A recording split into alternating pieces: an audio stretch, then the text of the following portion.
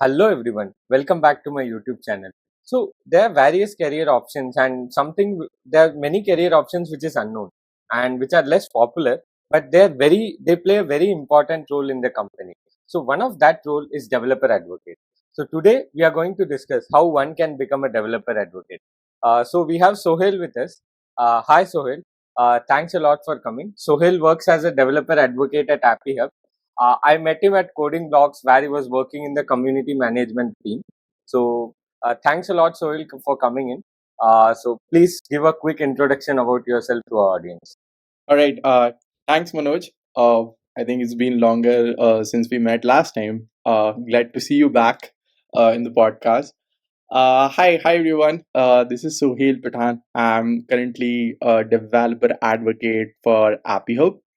Uh, for those who don't know about ApyHub, so we are an API utility service provider. We build and provide utility APIs for developers. uh, these are mostly integrations, which lets you, or we can say enables you to outsource compute and logical tasks, right? uh, so consider an app which actually does uh, video processing things. So let's say an app which deals with image or video processing. So in that app, there are certain tasks like export, adding the filters, right, creating the summaries and everything. So as a developer, when you build this kind of functionalities by yourself, it's more of a time consuming, right? You are spending your time, efforts in that, and as well as these are very resource intensive tasks as well. So it takes a lot more power from the servers, right? So, what AppYub helps you in this particular kind of app is you actually send all of your payloads to basically an API. So we have API services available that can do this all tasks for you. So you don't have to worry about it. So as a developer, you get to build application faster and more scalable using AppyHub. So this is all about AppyHub, and I been a person, a moreover outspoken and you know people's person, I would say, and that's why I think I am currently in this particular role. Got it. So generally, like I think developer relations is not a very popular role or developer advocate in general, right? So if you can explain, what does a developer advocate do? What does a developer advocate do?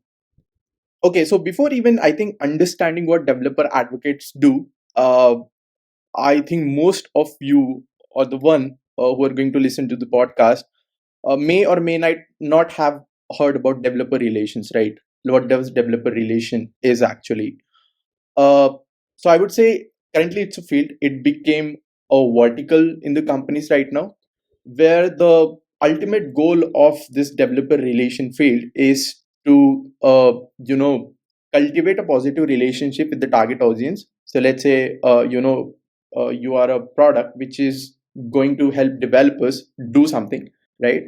And where actually this particular field play developer relations to create a meaningful and positive relationships, foster an ecosystem around the product. So developer relations is all about helping your audience to become a basically your audience, and keeping them engaged with the relevant content as well, right? So you become a representative of a community to your company, and vice versa, you become the representative of your company for your community, right?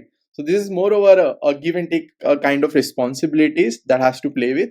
And over and that there are different roles. So developer relations is an umbrella. It's a like an umbrella, and under that umbrella you see there are some role exists which kind of community managers, right? The community management is one of the role. Developer advocacy is something where developer advocates plays the role on it. And there are roles like developer relations engineer. So there are people who sometimes doesn't be in the stoplight, we can say that. Some work internally, some work externally. But since you asked about what exactly developer advocates do, so this is a moreover a known role in developer relations, and we call it specifically a jack of all trade. right? He has to be an all-rounder, he or she has to be an all-rounder guy. And yeah, and the part of the job for the developer advocate is to create educational content, which one of the major tasks, which for me, it's, if I ask what I do, so 70 and 80% of efforts of my job goes to creating educational content relevant for the community. uh, Speaking in the conferences which are focused around your product, which helps you to get some good amount of customers, or you can say users for your product. And then about managing the community, so let's say you have a community and you are the one who's responsible for managing that. So providing a content, distributing the content, hosting sessions and everything, whatever things which need a community to become active and more engaging, you are specifically responsible for that, right? So it's more over a you can say all rounder role, a developer advocate. And also I think this role requires uh, a more technical, you can say you have to be a little bit more technical fluent guy. Like, if you are the one who is going to deal with developers, who are going to talk with developers, you should be the one who knows each and everything about the product and the technology. So strong technical skills is one of the required skills for this particular category, uh, for this particular role. And yes, other than that, I think we will discuss more about what extra skills need as a person, or you can say when you become the part of developer team. So I think to just Yeah. to summarize, you act as a layer between the developer and the company, like more on enhancing the developer experience and all. So from your explanation, just a Yes. Yes. curious doubt: what kind of companies do the hire developer advocate? So is it only tech products, or how does it work? Okay. So what kind of company hires developer advocates? Okay. I mean, Correct. primarily the one which is actually dealing with the developer audience, right? So the company who have B2B SaaS, right? Who are building a developer tools, SDKs, right? Libraries are the one specifically are the one who who hire this particular role, and we can say who establish a developer relations team in their organization. uh, a couple of example you can say, if you know the team, and also yeah, I mean, B2B SaaS is one of them.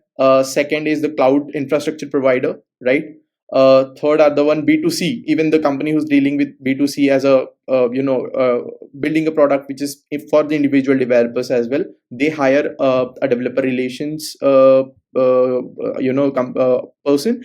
And the companies, so examples for the companies, like if you see the Google Cloud, right? AWS, uh, Netlify's, DigitalOcean, all of this, the companies has a specific developer relations team established in their own company, who where the job of these people is to let their users, or let the developers know what is something the company has built for them, right?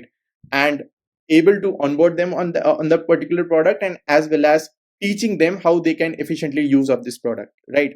So a company which is primarily focused on developers, are the one who will going to hire a developer advocate. Got it. Um, yeah. Yeah. And just the next question is, how did you discover this about developer advocate, right? Because it's not so popular. So many people focuses on roles like software developer, backend, web developer, Android, app developer, etc. Right? During their college days. So how did you discover developer advocate role? Oh, quite interesting question to answer, I think. And it's my journey, and I'll happy to share it with the community. So I used to be a person, like hardcore developer, Android developer. So I started my journey with building a small applications using Java. At that time, Kotlin was not even, came to, public. I'm talking about 2016, when I was in second year of my engineering at that time, 16 or 17, right? So I knew Java somehow, and I knew, okay, now you can build actually apps using Java, in because Android requires Java, right? So started with that. I became an Android developer. Slowly, worked on Kotlin and built some app as well, right? Uh, But one thing I understood, okay, whatever I'm doing is very limited to a 13-inch screen, right? No outside of that. The more exposure kind of person. I wanted to have a more exposure, and that's how I got to know about community management. Okay, so my primary role when I joined the Coding Blocks, I think you also knows that it was a associate community manager, right? So I used to be Android developer, but when I started attending events, when I started meeting developers, it was a curiosity in my mind. Okay, how these people live? Like, what is the day-to-day task of these developers? What they refers to. So every developers, have a resource as a can say documentations, right? Tutorials and everything. That's how you learn the skills, right? Who is developing that? Who is working on that? What kind of role does that, right? So that's how I got to know, okay, community management is something where you actually, are responsible for creating content and everything, right? So Coding Blocks was one of the, finest, you can say, uh, provider of a course which lets you, learn the skills for getting into the placement, like you're getting into the top product companies, right? So with Java, with competitive programming, with everything. So my role was responsible for engaging the student communities who is actually learning the skills, right?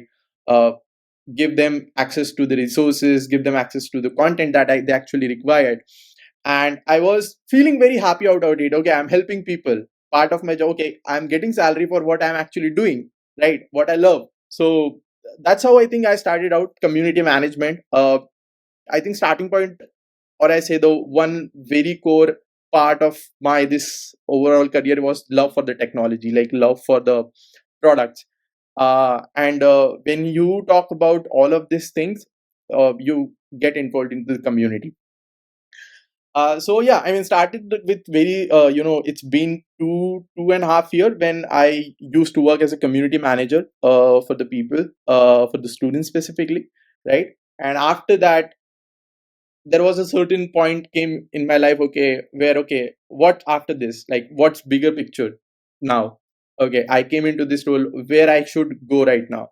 So I think after that I joined one of the company which was working on the very one of the best solution that I actually wanted when I was in the college, to have a virtual Android studio on the cloud, right? Because if you want to run an Android studio on your laptop, it requires heavy configurations.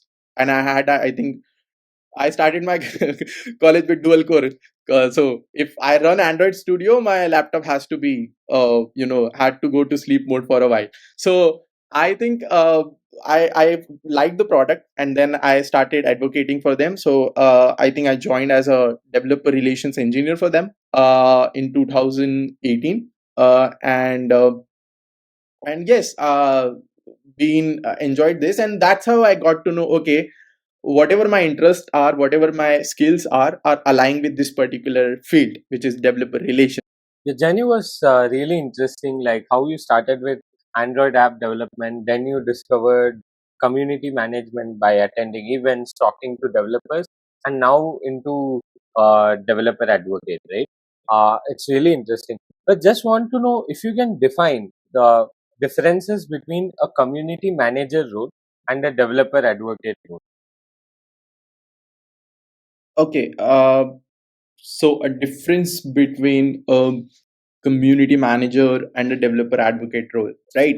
So I think I'll talk more about the roles and responsibilities thing that will help you to understand. And if something is not clear, happy to answer you back.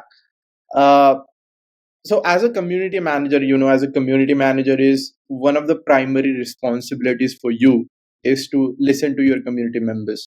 Okay, uh, a community member can ask you questions, right? Can ask you queries, right? Maybe resources. If you are the one who is responsible for, sharing that content with the community, right? So, uh, like helping them to uh, achieve whatever they want with the community, right? Bringing value in their life by doing all the things which is required for a member to feel a value. Okay, so if I break down it, right, so as a community manager, what I used to do is, I knew, okay, my community is focused around students, so I'll have some sessions which is gonna help them to prepare for their upcoming interviews. Okay, which so I'll give them some block tutorials as well, which related to some problems that very common, very universal, and they will get a, by looking at it, by viewing at it, they will get the solution out of it, right? So it's always about give and take. What is required for the community members, you are the one who is going to provide them. Yeah, right.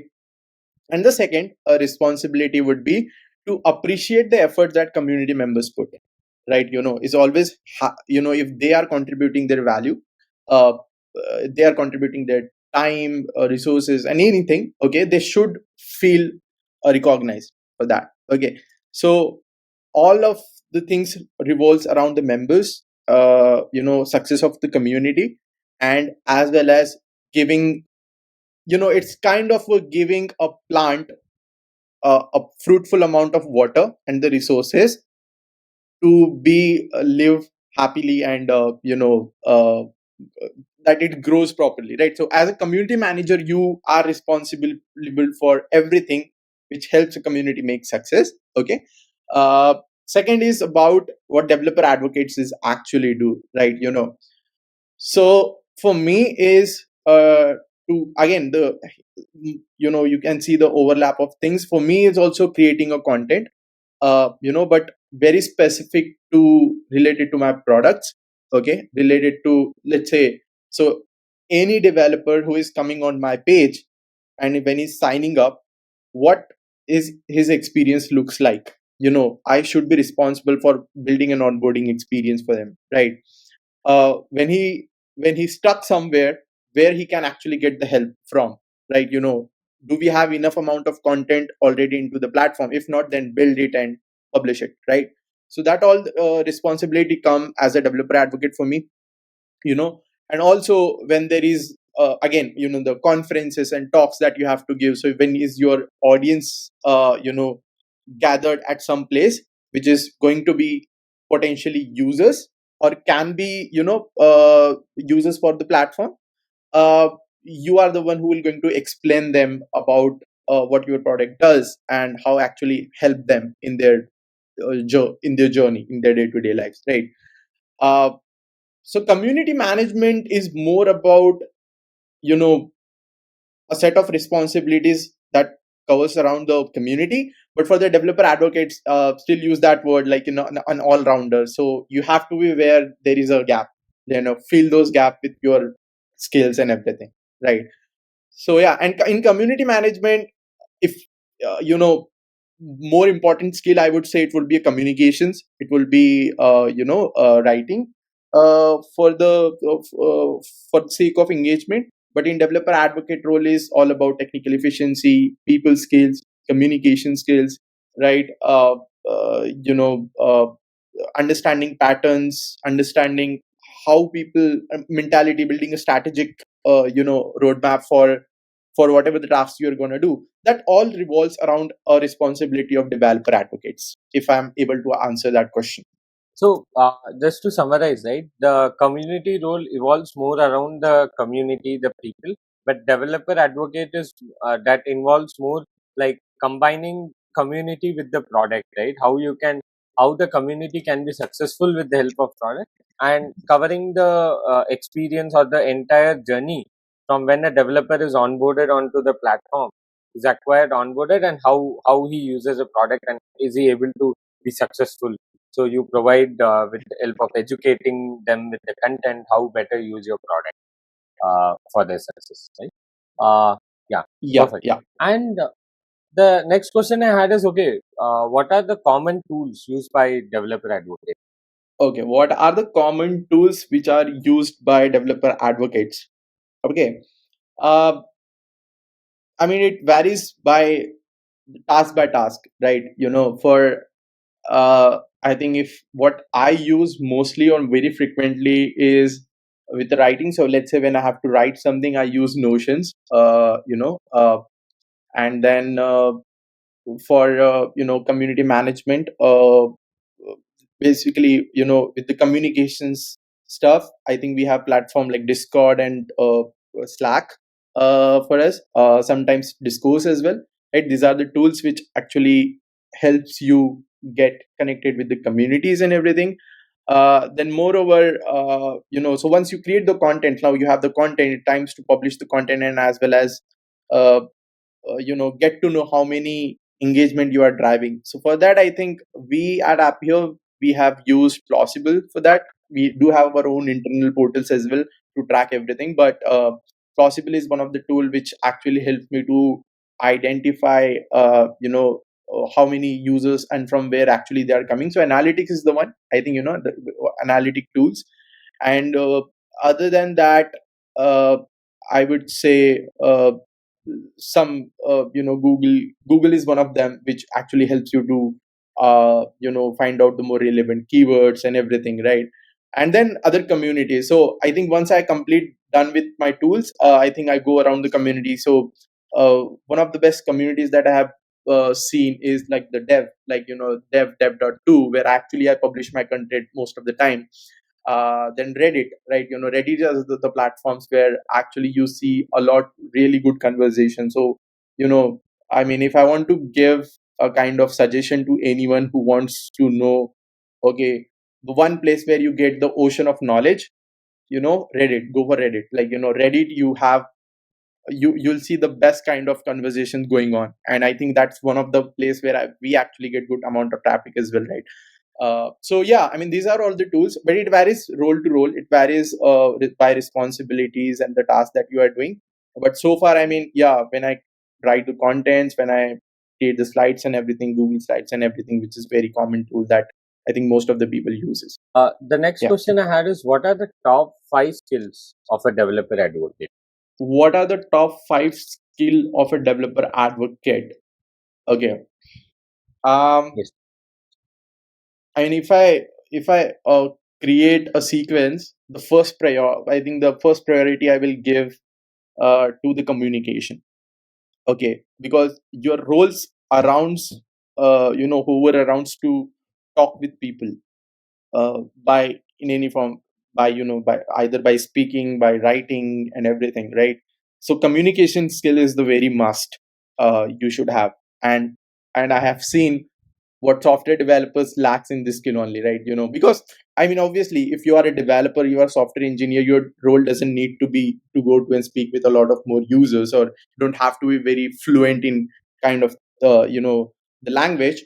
But when you are a person who are a people's person who are going to communicate with people from different country, different region, we can say a diverse group, you know, uh, you should have a really good communication skill, which I'm currently still working on. I don't say that I have a really good communication skill, but I'm still working on that. The primary skill is the one.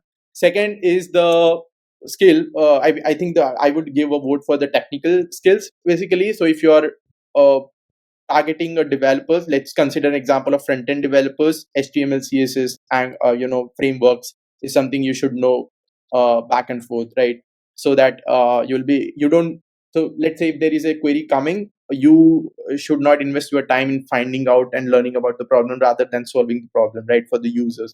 So having a technical skill knack would be really good for you. Third is good with some analytic skills as well. Understand the uh, I think say the jargons like uh, conversions, acquisitions, ratios, and rates. Basically, so these are the things, analytical skills. I would say developer advocate should have. Uh, Fourth, I would give uh, a word to stage skills. So you should not be the person who should be have a fear of going on the stage.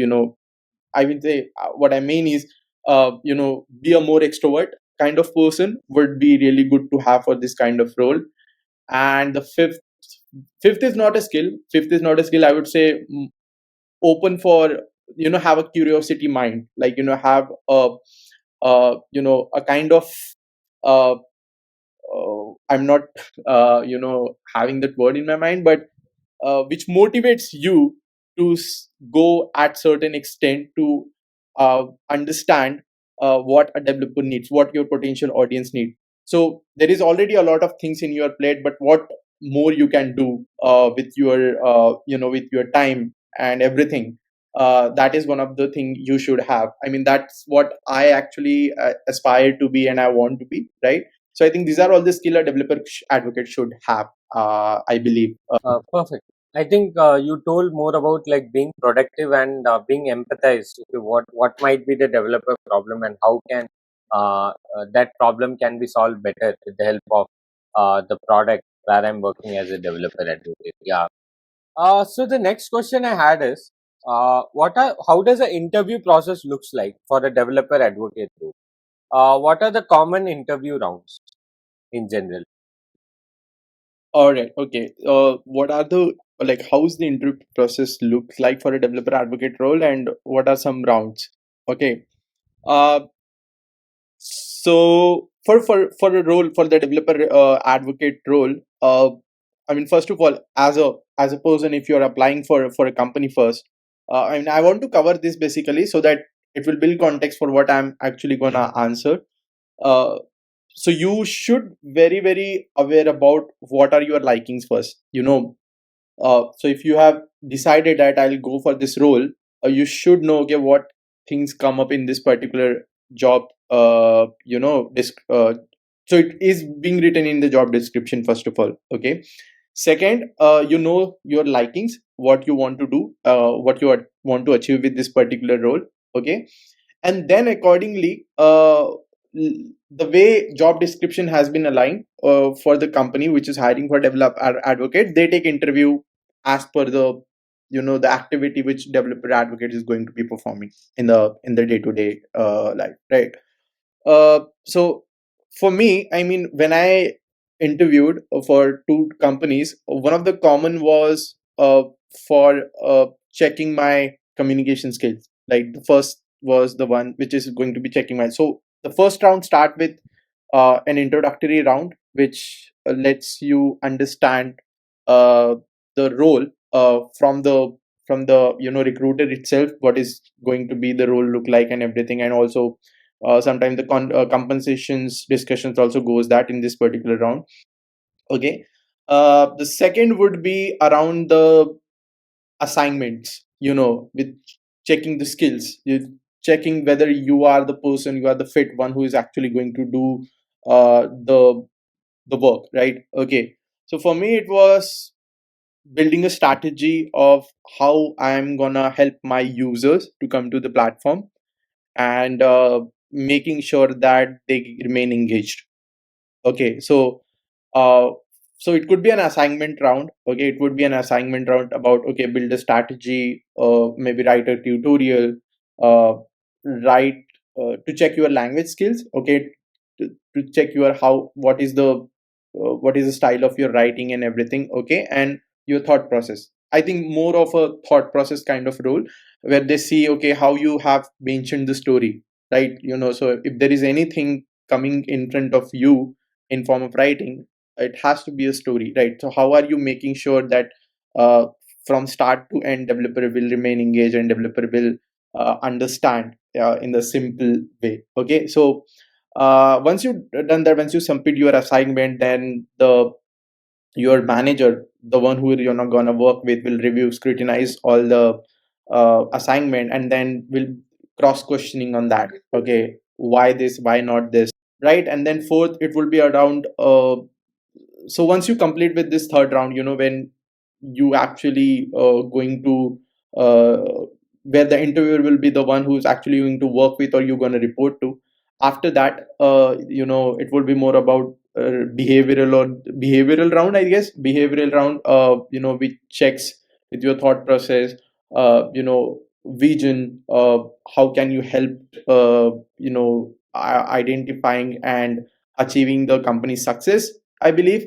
Behavioral round, and then I think the final will be the leadership round. So it involves around 3 to 4 rounds for advocating for develop when you are actually interviewing for developer advocate role. okay, which checks around your communications, your technical skills, your collaboration skills, cross functional management skills, right, and the speaking stage skills as well, right? So if you're applying for me, it was more about being present into the developer community. So communication is one of the best part that required in this particular role. uh, so yeah, and I think that's how company also look for. So sometimes it's, so this particular role, it has a variety of job descriptions, variety of taste when it comes to having a developer advocate in a company, right? Sometimes you are just being given for a one role, like one thing only: write a tutorials, create 100 tutorials in the span of 1 quarter, right? Only, so you will be already responsible for that. Sometimes I have seen the developer advocates who are already responsible for delivering a dog in the stages, just traveling, right? They are being responsible for that, going to conferences, standing in the booth, and then consider, like, acquiring the leads and everything, only that particular role. Okay, so it varies a lot of which company you are applying to, what product they have, does that match your interest and your skill set?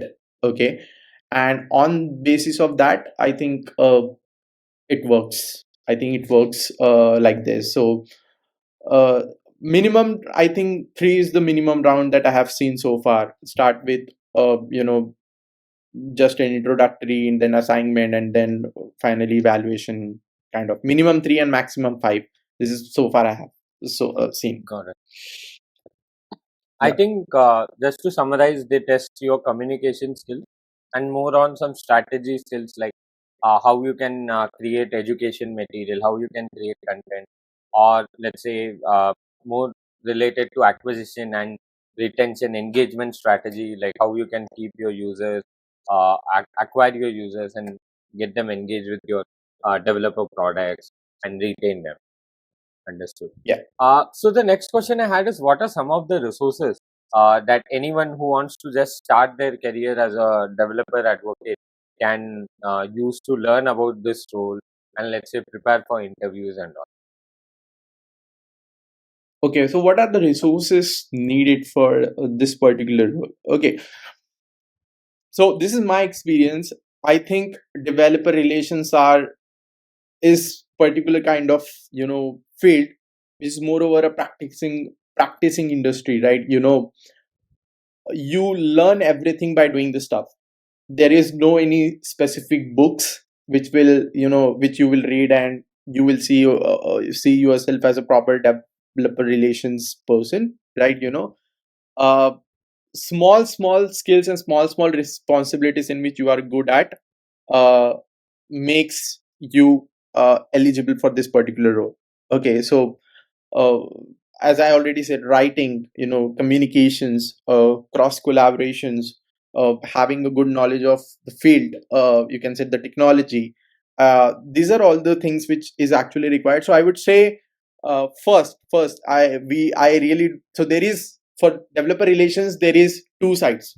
One which basically world knows, which some of the people who don't know this term developer relations properly, they have they have made their own definition that these people are responsible for traveling and delivering the conference, all the materialistic stuff. But there is another side is, where you majorly responsible for helping your company, or you can say making your product success, which is a different part, you can say, right?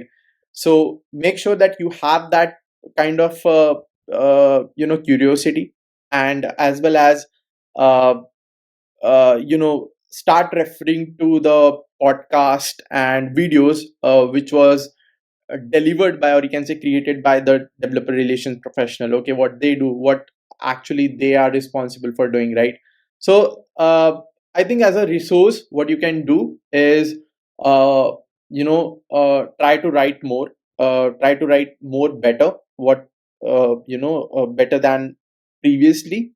Okay, uh, add the persona when you actually creating something for your users, how they will perceive it, how they will going to follow it.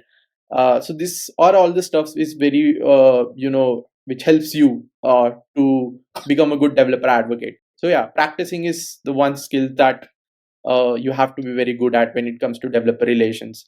uh, I don't have any kind of funda, or you can say any playbook which will let you to become good developer advocate. What I have been achieved all of this is with the experience of more than 5 years.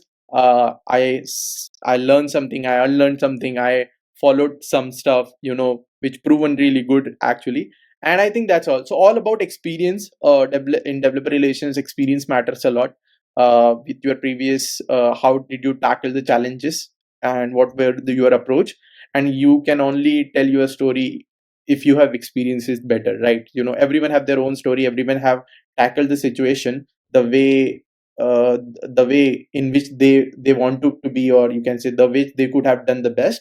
But I think experience, personal experience, or practical experience matter a lot. So do a lot of experiments, create a lot of content, do things upside down, and that will help you to become a good at uh, the skills which is actually required to become a developer. Got it. So yeah, I Yeah. think there are no specific resources. It's more of like you need to practice, get exposure, etc. But you can share some links of talks or something that you have referred during your journey. Yeah, thanks a lot. I think Sohail for your time. Uh, Thanks everyone for watching this podcast. I'll attach all the links that Sohail shares with me in the description. Thank you everyone. Have a nice day. Thanks everyone.